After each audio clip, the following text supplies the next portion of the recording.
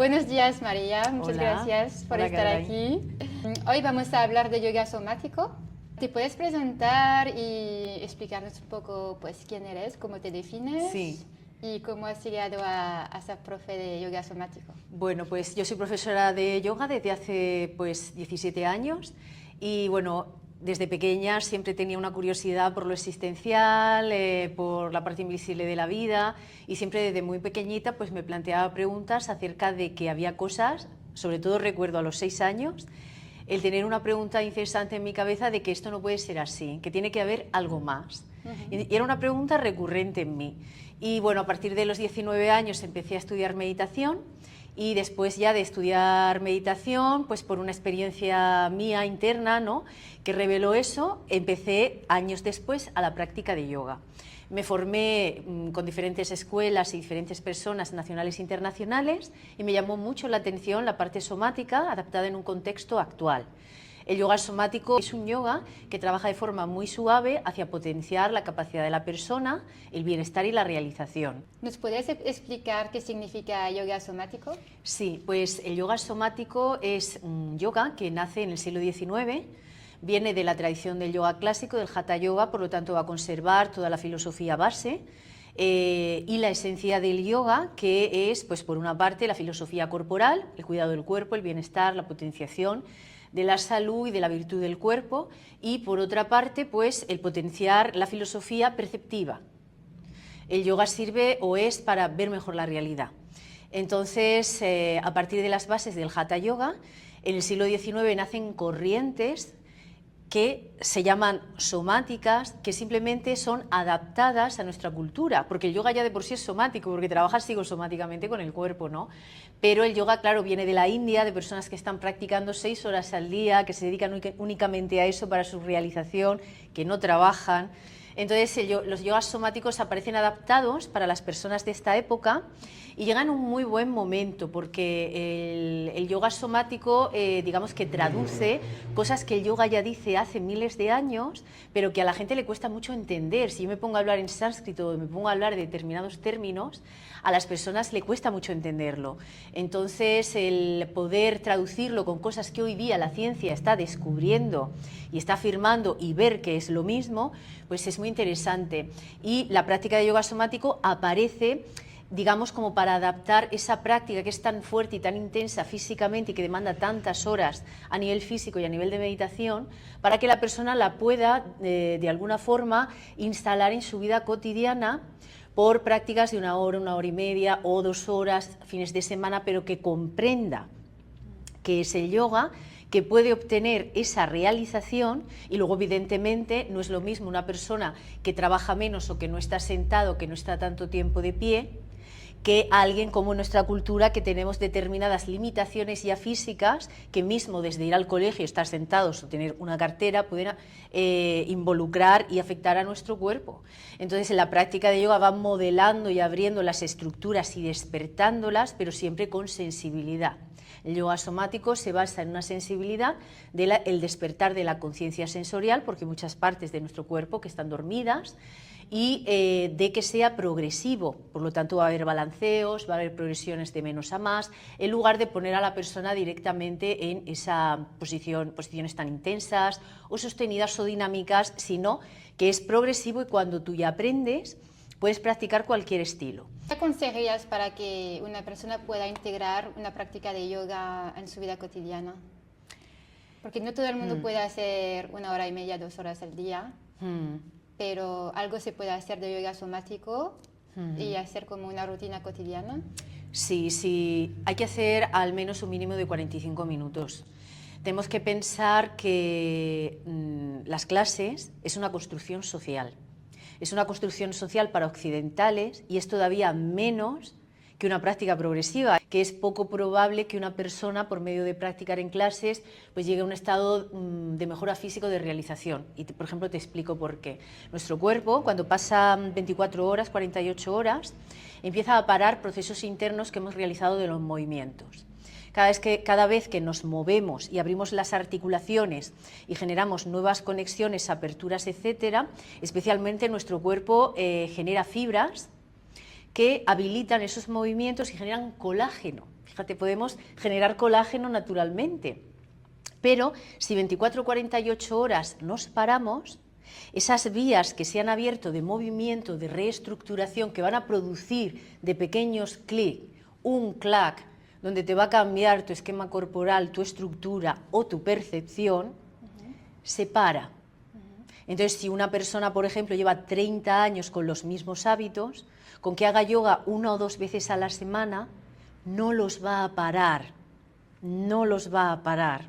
Va a ser más fuerte la inercia de esas sinapsis, de esas conexiones, de esos hábitos que tiene dentro, que la práctica, porque la práctica es menos tiempo. Entonces, a tu respuesta, a tu pregunta, sería al menos hacer 45 minutos de yoga o 45 minutos de meditación, pero ser muy constantes. Porque podemos descansar una semana de hacer deporte, 4 o 5 días de hacer deporte o de yoga, no pasa nada. Pero si paramos un mes o si paras muchas veces una semana, sí pasa. Porque el cuerpo, en lugar de evolucionar, se queda como está, o incluso si tienes más edad en algunos momentos involuciona. ¿Qué es una práctica de yoga somático y para qué sirve? La práctica de yoga somático está compuesta de una metodología que, como he dicho antes, tiene las bases del Hatha Yoga, pero tiene dentro, insiste en tener una metodología de integridad estructural. Uno de los primeros pasos que yo le digo a las personas es que antes de empezar a hacer yoga tienen que hacerse ciertas revisiones, porque la gente va a hacer deporte y va a hacer yoga y no se ha hecho una medición en las piernas, no sabe cómo están sus caderas, no sabe la inserción de sus rodillas, incluso las caderas también pueden tener inserciones que dificultan el movimiento, o a veces la persona puede tener alguna protusión o alguna cosa pequeñita que no lo sabe, y si se pone a hacer deporte, o en este caso yoga, que es una filosofía corporal, puede ser que no sea beneficioso en ese momento. Entonces, lo primero es hacerse una revisión. Luego también del corazón, quiere decir, no solo de las estructuras, digamos, de huesos o músculos, sino del corazón, porque pasamos tiempo invertidas y en algún momento puedes hacer prácticas de 1 hora que sí que involucran bastante el bombeo del corazón entre las invertidas y los movimientos de balanceos. Lo primero, revisión. Muchas veces casi nadie le dice a las personas que se hagan una revisión antes de hacer yoga. No, es verdad. O sea... Es rarísimo. Sí. Es como la gente cree que las clases de yoga son yoga. Y alguien lleva 15 años yendo a clases de yoga y claro, esa persona pues se puede encontrar medianamente bien, pero ni punto de comparación lo que sería su cuerpo y su mente si hubiese tenido más realización y capacidad. Claro. Su vida cambia por completo. En ese aspecto, primero revisión. Después, la práctica de yoga somático tiene una parte en la que trabaja con una metodología de integridad estructural.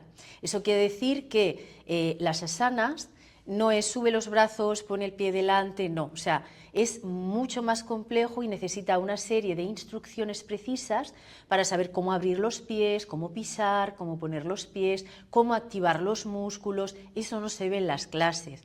Cómo abrir la cintura escapular, los hombros, etcétera. ¿Para qué? Para generar una nueva estructura, espaciosidad interna en los órganos y una transformación del sistema nervioso. Porque el yoga clásico en muchos momentos comprime.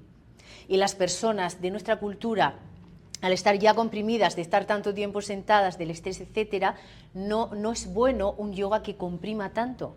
Piernas cerradas, hombros cerrados, manos cerradas, ¿no? Nudos con el cuerpo demasiado excesivos. Entonces, esos nudos, esas posturas, tal vez una persona de nuestra cultura, cuando lleve practicando 4 o 5 años, por ejemplo, un tipo de yoga somático, puede derivar a otro estilo si quiere, porque esto es algo secundario, o sea, lo principal es el bienestar y la realización, pero si alguien quiere practicar otro estilo porque le gusta, ya teniendo el conocimiento sobre su cuerpo, sus estructuras, las poses, cómo hacer las asanas, todo eso lo hace la integridad estructural, que tiene una serie de bases dentro. Y hay que practicar lento y despacio. Entonces, 1, revisiones, 2, trabajar con integridad estructural, 3, sería la parte de hacer el yoga lento. ¿Cuánta gente, sobre todo personas que a lo mejor tienen el cuerpo que yo le llamo fácil y que creen que hacen las asanas con facilidad, están trabajando demasiado rápido y las lesiones tardan en aparecer 6, 7, 8 años perfectamente? y no están trabajando con integridad estructural y como tienen su cuerpo fácil, pues no están protegiéndose, están trabajando con esa rapidez o con esa dureza y las lesiones aparecen después. Claro. Hay que trabajar lento primero, uno, por la parte corporal y dos, para bajar la conciencia y la mente al cuerpo, para sentir y desarrollar la conciencia sensorial. Porque hay ese prototipo de personas que tiene el cuerpo fácil, pero no tiene conciencia sensorial ni es sensible a su conciencia en el presente. Me gustaría que hablaras un poco de esto de la relación cuerpo-mente y mente-cuerpo. Pues en la práctica del yoga se trabaja en las dos direcciones, del cuerpo a la mente, el cuerpo hacia la mente, que es un término que el yoga ya habla de él, afirma hace muchísimos años. Por ejemplo, Yader Tolja, que es un médico, hoy día está vivo, también es profesor de yoga. Él tiene un libro que se llama Pensar con el cuerpo, en el que ya describe esto, ¿no? La ciencia esto ya lo habla, lo está verificando, que el cuerpo hace la mente y que el cuerpo en sus zonas tiene su propia memoria y tiene su propio condicionamiento que lleva hacia la mente. Entonces, lo que acumula el cuerpo sale por la mente, por lo tanto, también en positivo, si tú mueves el cuerpo también va a la mente. Y sucede en negativo igual, lo que acumulas en la mente sale por el cuerpo. Sí. Y en positivo, lo que en la mente llevamos va al cuerpo. Entonces vamos a trabajar por el camino A, que yo le llamo, que es la vía consciente, en la medida de lo posible, aunque todos tenemos nuestros cortocircuitos, pero intentamos trabajar en la vía consciente. Por lo tanto, de la mejor forma, trabajar. Entonces, todas las cosas que nuestro cuerpo siente, por ejemplo, sonidos, sabores, lo que vemos con los ojos, va a condicionar nuestra mente. Por eso el yoga a veces puede parecer muy restringente o excesivo. Pratyahara es el paso de yoga de abstraer los sentidos, de ir hacia adentro, de interiorizar, de escuchar el cuerpo por dentro, y luego en la vida cotidiana incluso se dice, y es una de las bases de la práctica de yoga, que hay que tener mucho cuidado con lo que alimentamos nuestros sentidos y hay que sanar el sentido que tengamos más perturbado. Y entonces limpiar nuestros sentidos consiste en que lo que tú vas a ver o lo que tú vas a escuchar te afecta a tu vida, ¿no? Por ejemplo, las personas que ven cuando están en Internet, en Facebook, muchas cosas negativas, muchas cosas que no quieren y se ponen a leerlas o se ponen a verlas, o alguien, por ejemplo, empieza a ver cosas de relaciones, reel que saltan, todo que son tonterías, cosas negativas, cosas muy burdas, muy bajas, eso le va a afectar a su cuerpo si ve mucho eso, porque su mente se va a enfocar en eso, su cuerpo está vibrando en eso. Entonces, lo que entra por los ojos, si vemos una cosa, puede fácilmente manifestarse en nuestra vida, aunque tú quieras otra o pienses otra. Y por los oídos y por los ambientes, ¿no? Por eso también, en este caso, estoy hablando del cuerpo de los sentidos, ya bien sea sensorial, táctil, olfativo, del oído, de la vista. Pero también podría ser mental, por ejemplo, lo que leemos. No es lo mismo leer una persona que lee a Paramahansa Yogananda, que es una dulzura, que es un amor, que es una persona pues, con una vida brillante, lúcida, con una limpieza y con una pureza tremenda. Entonces no es lo mismo leer las escrituras de, por ejemplo, el yogi Paramahansa Yogananda, que a lo mejor lees otras cosas de filosofía de otras personas que pueden estar bien, pero por ejemplo puedes leer a Nietzsche, que tiene cosas muy bonitas, pero tiene cosas muy convulsas, porque tenía una convulsión muy grande. Entonces, todas las lecturas, las cosas, todo lo que, si ponemos demasiada atención en algo, nos puede afectar, tanto si llega desde el cuerpo a nivel sensorial, como si llega a nivel de ideas, Claro. o por la mente. Eso va a afectar a los eventos de nuestra vida. ¿Y esto lo podemos relacionar con nuestro entorno? Las personas que tenemos en nuestra vida, nuestra pareja, nuestros amigos, nuestra familia. Sí, podemos atribuirlo. Bueno, en meditación una de las cosas que se dice es que nuestros pensamientos no son nuestros. Los pensamientos se generan en base a la química del cuerpo, a la química del cerebro, o sea, a un sinfín de cosas, incluso al ambiente. por una calle que pases, por un restaurante que has entrado, por un sitio en el que estás, eso tiene una energía, una frecuencia y te hace pensar de una forma o de otra. Entonces, en la cuestión de las relaciones, evidentemente las relaciones se asemejan mucho a nuestra vida, pero con esto no quiero decir que porque a una persona le venga una persona tóxica, quiera decir que se lo merezca o que sea como un karma o que lo tenga que aceptar, ¿se entiende? No, eso es una confusión. Una persona, por ejemplo, puede estar muy bien y venir una persona, por ejemplo, para una relación que no tiene las cosas nada claras. Y entonces, que lo ves al principio, pues le dices que no, que lo ves en 2 meses o en 3, pues adiós. Y te quedas súper feliz, súper contenta de lo que te has librado, ¿no? Entonces, el problema es cuando no te hace feliz soltar a una persona que no te hace bien, ahí hay un problema. O cuando no te das cuenta al principio, o a los 3 meses o a los 4, y son 10 años. Entonces ahí evidentemente hay velos, faltas perceptivas, o de estima, o de autoconciencia, que evidentemente se están conectando entre egos. Claro. Las cosas se conectan o entre egos o entre conciencias. Se conectan por las 2 vías, pero lo más ideal sería que se conectasen por egos sanos, que sepamos lo que estamos haciendo y que nadie esté siempre aquí o allá o tal o quiera demandar demasiado. Una cosa entre iguales, entre egos sanos, y sobre todo la conexión tiene que ser entre vibración, entre conciencia. Pero en nuestra vida la mayoría de las personas se conecta por el ego. Y también porque las personas no siempre tienen esta conciencia de decir, de ver cuando una relación, un entorno es tóxico o que no les conviene, de parar o de salir de un lugar que no es bueno para ellos. Porque al final es lo que decías tú, es que es una conciencia de escuchar su cuerpo, y porque al final lo que te está pasando en el cuerpo te está también mandando un mensaje. Y es aprender a escuchar, ¿no?, estas señales. Tiene una parte educacional, como digo, mental, o sea, o de educación, pero sí, tiene una parte de experiencia. Entonces ahí, cuando se integra embodiment, cuando se integra el conocimiento o la educación con la experiencia, va apareciendo la sabiduría. Es normal que en algún momento no acertemos, pero si pasa mucho, si se repite, sí que habría que evaluar eso. Y yo me quedo, por ejemplo, con una frase que me gusta mucho porque la formación y en lo que hacemos siempre hacemos indagaciones.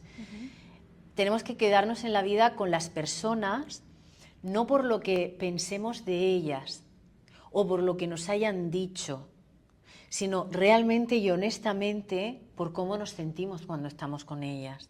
Porque tú puedes idealizar a una persona, puedes pensar que esa persona iría muy bien a tu vida, a veces aciertas, pero ¿y si la sensación no te acompaña? Entonces, lo que te tienes que fijar es, evidentemente, si estamos bien, y si no es, no me estoy refiriendo a envidia, no me estoy refiriendo a odio, me estoy refiriendo que si tú estás bien y cuando estás con una persona estás peor, que te centres en cómo te sientes. Esa es la realidad, porque la mente va... ¿Qué sucede en esos casos? Que hay un cortocircuito, la mente va por una parte, el cuerpo va por otro, nos sentimos bien, hay conflictos. Entonces, ¿qué sucede? No vemos bien en ese momento. No vemos bien porque tenemos una idea, tenemos un sueño, creemos que es posible, que puede ir hacia adelante y no estamos escuchando al cuerpo hasta que duele mucho. Es verdad. Creo que esto ya le ha pasado a mucha gente. Claro. Es algo que yo siempre digo mucho, a cada instante, ¿dónde estoy? ¿Qué hago? Me paro en un semáforo, ¿dónde estoy? ¿Qué hago? Voy a cruzar el paso de cebra, ¿dónde estoy? ¿Qué hago?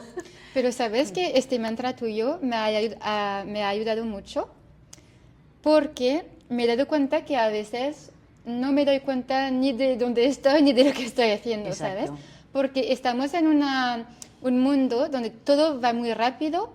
Estás en tu móvil, pasas vídeos, o hablas con tus amigas en WhatsApp y tienes como, no sé, 3, 4 mensajes a la vez, y todo va muy rápido y a veces ya no te acuerdas ni dónde estás ni lo que estás haciendo. Claro, aparece una abstracción completa y por eso comento que los trabajos y la vida de ahora pues no favorecen.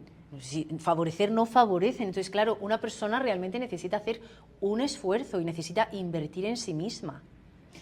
¿Recomiendas a las personas que bajan la velocidad en su vida? Por supuesto. Por supuesto, o sea, es muy importante bajar esa velocidad. Ahora hay que hacer lo que yo le llamo, es un sacrificio, no se puede tener todo. Es como cuando alguien quiere hacerse una casa y dice, no, yo quiero 3 dormitorios, 2 baños. ¿Cuántos metros tienes? Tengo 80. No, muy bien. Sí, sí, sí. ¿No? Entonces, hay cosas que hay que dejar. Entonces, si queremos ir más rápido, pues en lugar de 2 actividades, ves solo una. Y luego la importancia de no hacer nada. Claro. De no hacer nada. Y en la medida de lo posible requiere mucho de organización. En la formación también veíamos, yo los domingos por la tarde organizo toda mi semana, digo, venga, pues estas mañanas voy a ir al gimnasio, estas mañanas voy a hacer yoga, estas tardes voy a hacer yoga, pongo las reuniones, las actividades y dejo espacio para el vacío o para imprevistos. Pero me organizo, la mayoría de las personas no se organiza. No tiene una planificación y es tan importante la organización como el tiempo de no hacer nada, y que también es una organización, porque todo es una paradoja un poco. Y por último, para finalizar, lo que estaba comentando, para que la gente se pueda hacer una idea, cuando enseño yoga, hay una posición que le digo a las personas, abre los brazos en cruz, manteniendo las manos alineadas con los hombros, estando de pie, y baja hacia adelante con el tronco paralelo al suelo. Y cuando bajan hacia adelante, con los brazos en cruz, la mayoría no tienen los brazos en cruz. Los dejan atrás, los ponen más arriba. Y entonces les pregunto, mira tus brazos, ¿tienes los brazos en cruz? Lo primero, sí. Hay gente que no los tiene en cruz aún. Gira tu cabeza, mira tus brazos, gira su cabeza, miran los brazos y me dicen que los tienen en cruz. Y entonces paso, le bajo el brazo, le toco el hombro, digo, ¿sientes la sensación del peso? Y me dicen que sí. Y lo hacen mal al día siguiente, a la semana siguiente y al mes siguiente. ¿Por qué? No sienten. Y porque no se perciben bien. Y esto es algo todavía muy desconocido, que casi nadie trabaja. Y esto no depende del índice cultural, del estatus social o económico, no depende de nada. Depende de la sensibilidad de la persona. Entonces, esto, que parece algo muy tonto, muy sencillo, en una clase de yoga, se traslada a que esa persona que no tiene desarrollada la conciencia sensorial, primero no siente bien su cuerpo y cuando le duele algo, va y no sabe bien qué le pasa. Y eso se traslada a las emociones y la mente, porque el cuerpo se contagia de todo. Cuando algo entra, se contagia de todo. Pero ¿no crees que a veces hay personas que no quieren ver porque no quieren sentir dolor y se desconectan justamente de esto? Cuanto más densidad tiene la persona o acumulado de nacimiento, más pasa eso. Por eso digo que menos quieren estudiar. Claro, esto me hace pensar en una persona que conozco, exactamente lo que estás describiendo. Nada puede cambiar de sitio. Ni una silla, ni una cortina. Oye. También es una persona a la que le falta empatía, pero yo creo que es una persona que no quiere tener empatía porque no quiere sentir emociones fuertes. Eso es algo en muchas ocasiones inconsciente. A veces la persona puede ser que lo piense o lo intuya, pero la mayoría ni lo intuyen. Es algo casi involuntario. Es un miedo subconsciente que la persona ni lo ve. Pero entonces sí es inconsciente. Pero es inconsciente, pero el mecanismo del cuerpo actúa. Como es inconsciente, actúa el mecanismo del cuerpo en base a ese miedo, aunque la persona no lo vea. Pero la persona no lo puede solucionar entonces. No. Así que está perdido. Sí, exactamente. Es una cosa muy compleja. Y no hay manera, ¿no?, de hacerle ver las cosas de manera distinta. Creo que no. Yo a ciencia cierta no lo sé todo, pero por mi experiencia te digo que no. Te digo que tiene que ser o que la persona quiera o la gracia de la vida. Sí. Esa persona podría tener delante al mismo Buda o podría tener una persona y no la ve e incluso si puede machacarla, la machaca. Fíjate lo que te digo. Sí. Pero tiene sentido. Pero no nos damos cuenta de estas cosas en la vida cotidiana. Por eso digo que hay que estudiar, porque cuando lo vemos, nos liberamos. Ver te libera, lo digo mucho, y te da tranquilidad porque lo ves. Sí, estoy de acuerdo. Es que verlo cuando te tú libera. tomas algo que no es tuyo, Claro. cuando tú tomas algo que no es tuyo, te afecta al ego. Por eso en todas las cosas, como decía antes, ponemos una parte de mente y ponemos una parte de ser. Ponemos una parte de ego, ponemos una parte de conciencia. Pero en el momento en el que el ego de alguien va hacia ti y tu ego reacciona y tú te lías, está absorbiendo, está tomando tu energía. Claro. Porque una persona, por ejemplo, una persona maltratadora necesita a alguien que se deje maltratar. O una persona que tiene una tendencia a aprovecharse de lo demás necesita de quien aprovecharse. No va a ir a una persona la cual le marca claramente y le dice dónde vas. Entonces los egos se entrelazan en diferentes niveles. Entonces cuando una persona pues de pronto puede perderse, una persona con lucidez, una persona con sensibilidad, o porque tiene, como te digo, un entorno nefasto, que eso puede ser. Entonces tiene ese entorno y empieza uno otro a decirle cosas, eso no es posible, eso son tonterías, no sueñes, pum, pum, pum, Claro. no, ¿qué vas a hacer? Entonces esa persona se cierra, se pierde, porque esa conciencia y ese ser que tiene tan despierto, empiezan esos egos a alimentarse y se pierde. Entonces esa persona necesita estudiar y saber qué está pasando. Claro. Pero sí, yo también lo he visto por experiencia y o nunca lo ven o lo ven cuando pasa algo muy, muy fuerte. Exacto, Y es ya no el tienen- camino B.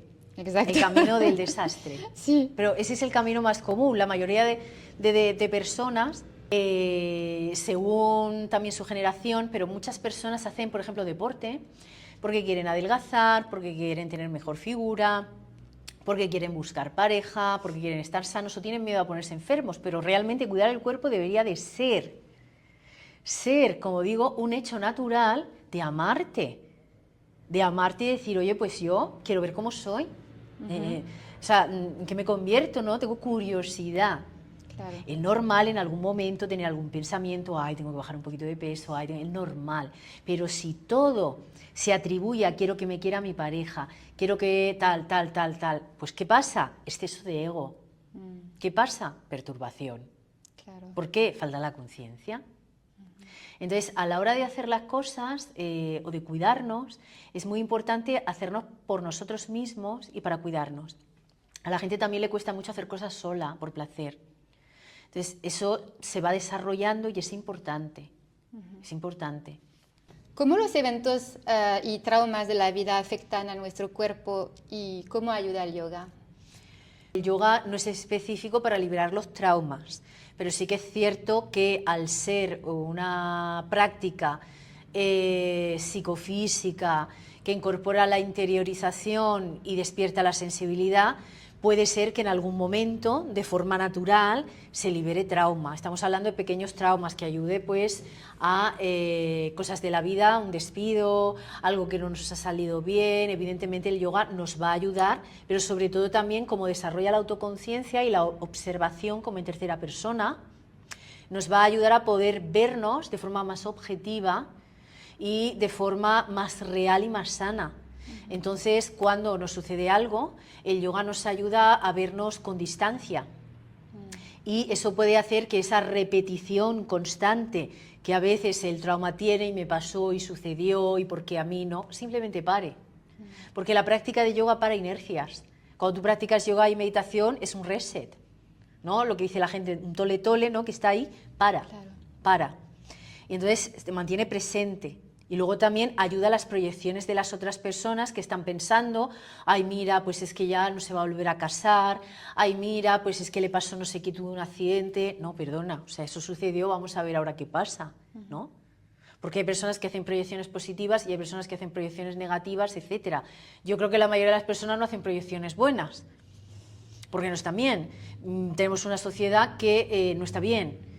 Y el COVID vivimos un trauma. Todas las personas. Yo creo que la mayoría nos estamos dando cuenta que desde el COVID hay como una nube, pero mundial, como de cerrazón, de negatividad, de reactividad, de envidia, pero es una envidia que viene porque la persona está cerrada y cuando alguien no está cerrado le enfada mucho. porque la persona no siente sus propósitos, no siente sus sueños. Entonces el yoga puede ayudar a esa liberación del trauma, y lo del COVID, como la mayoría de gente no sabe cómo liberar sus traumas, ni está haciendo nada y tiene afectaciones psicofísicas y no hace nada, pues eso se convierte en una gran nube en el mundo. Claro. Se convierte en una gran nube. Cuando nuestro cuerpo se afina como un instrumento, cuando nuestra mente se enfoca y se empieza a drenar, llega un momento en el que tú de pronto sientes y te sientes súper bien otra vez, te abres, se abre el cuerpo, se abre el corazón, quieres salir a tomar el sol, te quieres enamorar y se abre todo, ¿no? Porque has trabajado. Si se lo dejas a la vida y al destino, pues va a ser muy largo. Pero si haces un trabajo psicofísico es mucho más bonito y más corto.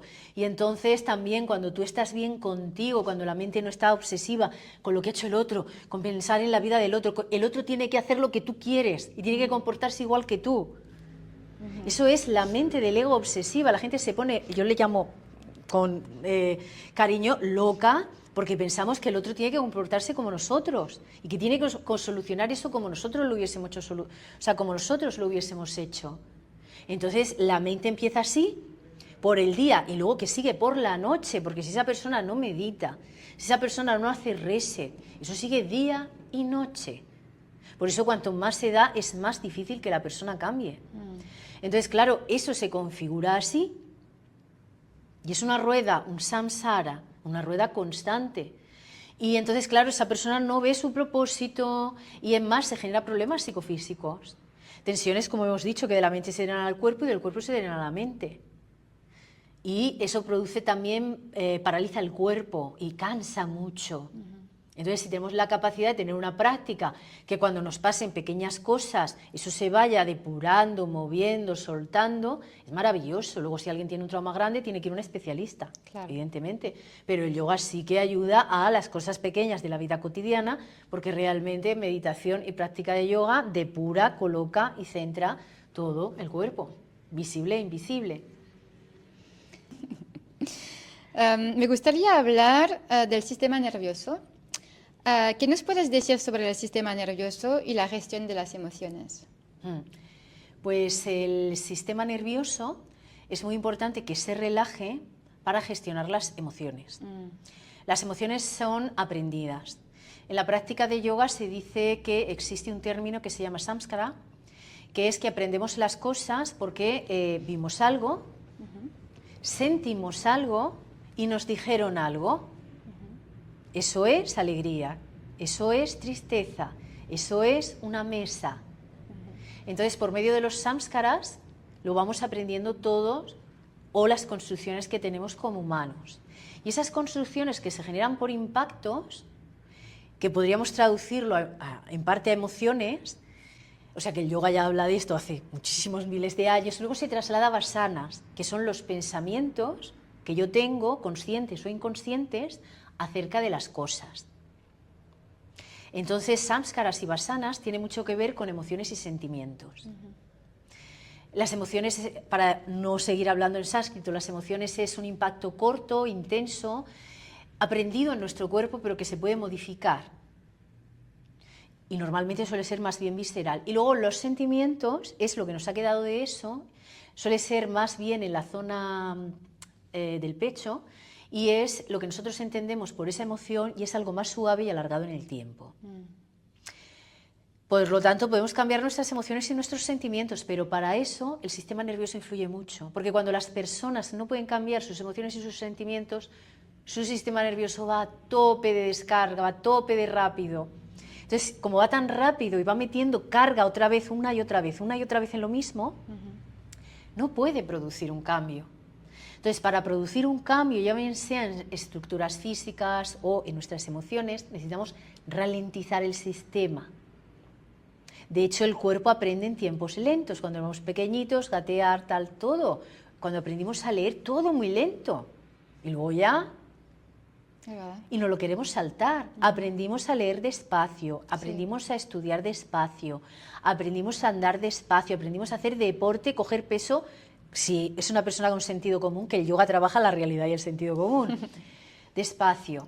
Entonces, no podemos hacer el yoga rápido, la meditación rápida, todo rápido, la vida, ¿no? ¿Qué necesitamos para seguir aprendiendo si la vida es una escuela? Claro, tiempo. Lentitud. Para incorporar cosas. Entonces, cuando nuestro sistema nervioso se ralentiza y se ralentizan sus conexiones, se pueden producir nuevos caminos y generar más fácilmente nuevos hábitos y luego sostenerlos. Porque claro, una vez que se generan los hábitos hay que sostenerlos. Porque en el momento en el que nos sostenemos los hábitos vuelven a las vías anteriores que siempre van a estar ahí porque nuestro cuerpo es un superuniverso. ¿Y qué podemos hacer para que el sistema nervioso vuelva a la normalidad? Pues eso, en principio, con técnicas de yoga, la respiración ayuda muchísimo, algo sencillo, la respiración completa. El poner la atención, por ejemplo, en diferentes zonas del cuerpo, el sentir el cuerpo, pasear por pies, tobillos, rodillas. Entonces, para cosas sencillas, respiración completa, poner atención en el cuerpo e ir respirando y sintiendo. Pie. Si no lo sientes, mantienes la atención, por eso se sensibiliza aunque no lo percibas. Entonces, poner la atención en el cuerpo, respiración completa y luego, evidentemente, como practicantes de yoga, lo que es la práctica de yoga. Claro. La práctica de yoga te hace tener la atención presente en las flexiones, en las rotaciones, en las inversiones, donde aprecias y percibes cada vez capas más profundas del cuerpo. Puedes llegar a percibir incluso de practicar yoga tu digestión, zonas del cuerpo que no percibías, se va despertando y luego evidentemente de la meditación pero larga, 45 minutos o una hora. Pero no tienes la sensación, o sea, tal vez tú no porque tienes muchos años de experiencia, pero para los que están empezando, que todo esto cuesta mucha energía. Es decir, hacer los ejercicios de respiración, respirar bien, calmar su sistema nervioso, sentir tus pies, tus piernas, o sea, cuando yo lo hago, o sea, te puedes sentir más cansado después. Eso es completamente normal.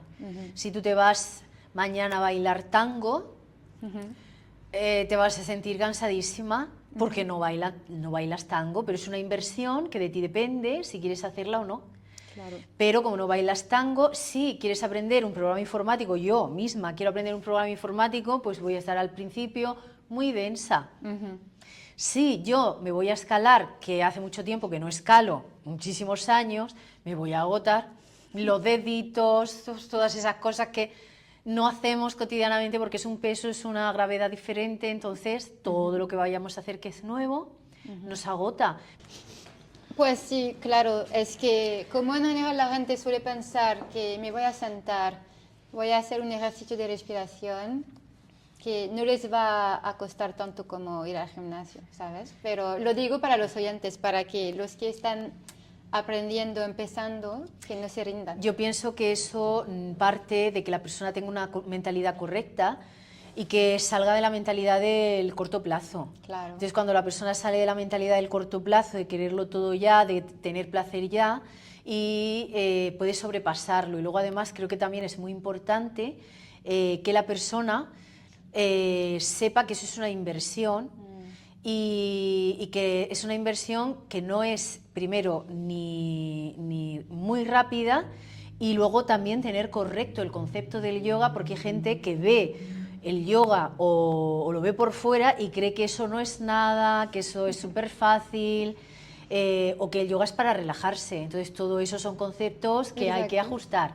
Exacto, por eso te digo, porque al final, o sea, las personas que van a escuchar este podcast, queremos, ¿no?, que puedan obtener tips, ¿no?, consejos, y también que tengas las cosas claras. Es decir, si quieren empezar yoga somático, otro tipo de yoga, que tengan expectativas reales, ¿sabes? Es muy importante tener las expectativas reales y que vayan al sitio adecuado, porque sí que es verdad que hay sitios que fomentan que el yoga solo es relajación o que el yoga es, bueno, pues para conocer un grupo de gente, entretenerte y divertirte. Hay gente que fomenta eso, pero el yoga es una de las filosofías más antiguas que hay en la humanidad, si no las más antiguas, que sigue viva, y es una de las filosofías que potencia más el desarrollo humano. Entonces, convertir una filosofía que potencia la realización interior, el desarrollo humano y tener una vida lúcida y una muerte lúcida. Claro. Y tener una vida capaz, reducirlo a relajarse o a divertirse, imagínate. Claro. Así estamos. Pero eso es muy importante porque para mí siempre ha sido importante el lugar, ¿no? Donde aprendo, donde practico yoga, porque también me he encontrado en lugares donde convierten el yoga en fitness. También. ¿Sabes? Con música a tope, a veces tienes como yoga y vino, yoga y no sé qué, ¿sabes? Sí. Y surf. Entonces Sí. haces yoga, equilibras tu sistema nervioso y en lugar de no hacer nada para que dejar que tu cuerpo y la inteligencia de tu cuerpo actúe, la persona coge y se va a bailar o coge una tabla de surf. Entonces, en el momento en el que haces el esfuerzo o en el que comes mucho, cortas por completo el efecto que está haciendo en el sistema nervioso, en el interior del cuerpo, etcétera. Claro. Pero la gente no lo sabe. No, por eso este episodio contigo es muy importante, porque hay un montón de sitios de yoga. La mayoría. Y hay mucha gente que después está decepcionada, pero es porque no han ido a sitios correctos, buenos, que de verdad te van a enseñar la filosofía del yoga. En parte normal, porque vivimos en una sociedad donde todo está tan confuso. Claro. Entonces, claro, hay sitios de yoga que sí, hay sitios de yoga que no. Hay que dar con ello. También puedes ir a una panadería y decirte que tienen masa madre y ser mentira, que eso también pasa mucho, y en otras sí. Puedes ir a un buen fisioterapeuta y puedes ir a otro que hace algunas cosas y que no avanzas tanto. Claro. Pero yo creo que hay cosas, o sea, hay consejos un poco sencillos. Por ejemplo, si ves yoga y vino, yoga y música electrónica y todos estos conceptos para atraer gente nueva, que la gente sepa que ahí no es. Claro, la persona conecta pues ego con ego o lo que sea. O sea, te puede gustar la música electrónica, pero no lo hagas después de una práctica de yoga o haciendo yoga porque no tiene sentido. Puedes hacer tu yoga y el fin de semana decir, bueno, pues voy a ir a un concierto que me gusta. Claro. Hay que saber el momento y el lugar para cada cosa. Vuelvo a repetir, dónde estoy, qué hago. Exacto. Exacto, esto me encanta. Podemos hablar un poco de meditación. Dos cosas. ¿Para qué sirve y cómo podemos integrar en nuestro día a día? Pero no cómo podemos integrar, como tú, María, en plan 45 minutos al día. Una persona que quiere empezar, que lo quiere integrar, porque, por ejemplo, hemos visto que se puede, me puedes decir si es correcto o no, se puede meditar mientras cocinamos, mientras nos duchamos y cosas así, en plan, poco a poco, ¿no? Para integrarlo y hacerlo como algo cotidiano. A ver, se puede hacer meditación en movimiento, pero esa es una premeditación. Se puede hacer meditación en movimiento, pero nunca va a tener el mismo efecto en la mayoría de las personas, no voy a ser como te digo, que sea una persona que esté muy cerca, en movimiento que en quietud. Vale. Porque al estar en quietud estamos ralentizando el cuerpo, que hemos dicho que es un factor súper importante. Y estamos poniendo el foco absoluto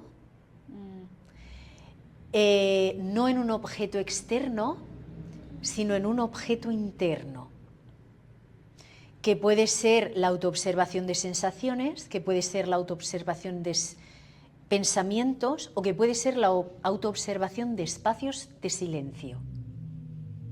Entonces, esto para la mayoría de las personas, hacerlo en movimiento va a ser muy complejo. Claro. Porque la meditación, esa es una premeditación, normalmente para personas que son muy nerviosas, que se sienten muy incómodas en la meditación en quietud, que la mente se les revoluciona y le da rabietas. Entonces pueden empezar por una premeditación. Me salen cosas que no quiero, siento cosas que no quiero, hay nerviosismo. Bien, pero nunca está ese foco que cuando se produce en la quietud se ralentiza el cuerpo, el sistema nervioso está absolutamente pasivo, que es cuando cambia, cuando nos estamos moviendo, no. Claro. El sistema nervioso está pasivo y el foco no está fuera, el foco está dentro. Podemos observar sensaciones, podemos observar impresiones mentales o podemos observar espacios de silencio, y ahí en la meditación interna es cuando ese foco porque nuestro yo está casi siempre enfocado fuera. Y nuestro yo está enfocado en el ego, y la meditación lo que hace es enfocar el yo dentro, el yo en lo invisible y el yo en el ser. Por lo tanto, en lugar de estar en la reactividad, en lo que yo quiero, en yo, ese yo que está apegado cambia, y que estaba identificado y apegado a la mente, se identifica con la autoobservación y la autoconciencia. Eso es meditación, eso es ser. Nuestra percepción mental empieza a identificarse con observar, con contemplar, y ahí empiezan a pasar otras cosas. ¿Qué tipo de cosas? Pues ahí es cuando empiezas a darte cuenta de las reactividades que tiene tu ego. Ahí te empiezas a dar cuenta de la otra persona además de ti. Tienes un espacio para preguntarte, ¿esto que he dicho será correcto? ¿Qué estará sintiendo la otra persona? Tienes espacio, porque no estás constantemente reaccionando. Y en esa cualidad de ver, si está la sensibilidad, evidentemente se da en esa lentitud un espacio para sentir más. Hay un campo, como hemos dicho, cuando la persona, su yo, está pegado al ego, es una persona que no tiene empatía, es una persona que no sabe dónde está ni lo que hace, es una persona yo. Y es una persona que posiblemente todo, como lo ha hecho todo desde la mente, porque hay voluntad mental, éxito mental, alegría mental, felicidad mental, como esa persona lo ha hecho todo desde la mente, y esto es un perfil que le sucede mucho a hombres que tienen capacidad, pueden conseguir muchas cosas, pero nunca sienten satisfacción. Nunca sienten satisfacción y siempre algo más falta. Claro. No se dan cuenta que lo que le falta no es nada más fuera, que lo que les falta es ese yo cambiarlo a la autoobservación, a la autoconciencia, y ahí aparecen sensaciones nuevas, percepciones nuevas, sentimientos nuevos, experiencias nuevas, y la vida se vuelve creativa y la vida se vuelve rica, porque como hemos dicho, la mente, ¿qué es? Repetición, y la persona en la realidad, tanto si sí como si no, pum, pum, pum, sigue haciendo lo mismo, aunque tenga delante cosas diferentes. Es muy fuerte, es una alucinación. Pero cuando ese yo se identifica con la autoconciencia, ¿qué es esto? ¿Qué es esto? ¿Dónde estoy? ¿Qué hago? ¿Qué es esto? Muchas gracias, María. De nada. Y bueno, nos vemos muy pronto en formación. Vale.